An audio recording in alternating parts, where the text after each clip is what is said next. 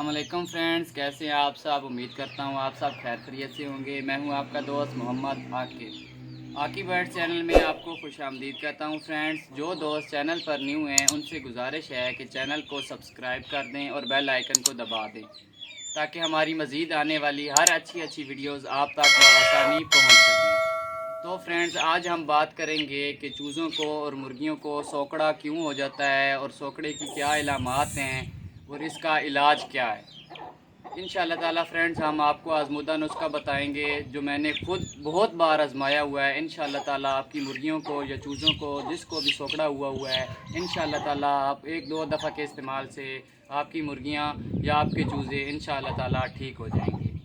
तो फ्रेंड्स, सबसे पहले बात करते हैं कि मुर्गियों को और चूज़ों को सोकड़ा होता क्यों है। फ्रेंड्स, सोकड़ा इस वजह से होता है कि सर्दियों में आप जो है अपनी मुर्गियों को चूज़ों को जो है खुश्क खुराक देते हैं, खुश्क दाना डालते हैं। आपने कोशिश करनी है कि आप मकई दे रहे हैं, जवार दे रहे हैं, बाजरा दे रहे हैं, कोई चीज़ भी दे रहे हैं अपनी मुर्गियों को चूज़ों को, तो आपने उसे पानी में डाल रखना है रात के टाइम पे अपनी खुराक को, और सुबह के टाइम पर वो गीली खुराक देनी है। और अगर हो सके तो उस खुराक को थोड़ा सा पानी को बॉयल कर लेना है, तो थोड़ी सी वो जो होगी बाजरा जवार जो भी चीज़ है वो नरम हो जाएगी, जो मुर्गियां जो हैं और चूज़े बहुत शौक़ से खाएंगे।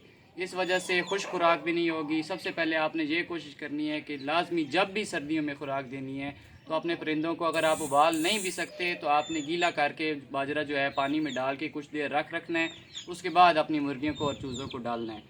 तो फ्रेंड्स, सोकड़े की क्या अलामात हैं, ये आप मेरे पास देख रहे हैं। हमारा एक चूज़ा है, इसे सोकड़ा हुआ है। फ्रेंड्स, ये आप फ्रेंड्स देख रहे हैं, जी सोकड़े की यही इलामात है कि चूज़ा हो या मुर्गियां हो, उनकी दरमियान वाली ये जो सीने वाली हड्डी होती है ये इस तरह निकल आती है, जिससे साफ समझ लगती है कि चूज़ा है या मुर्गी है, इसका खाना पीना जो है इसे हज़म नहीं हो रहा और ये सोकड़े में जाता जा रहा है। और अगर इसका फ्रेंड्स हम जल्दी इलाज नहीं करेंगे, इसकी देखभाल नहीं करेंगे, तो आपका चूज़ा है या मुर्गी है वो बहुत जल्द मर जाएगा।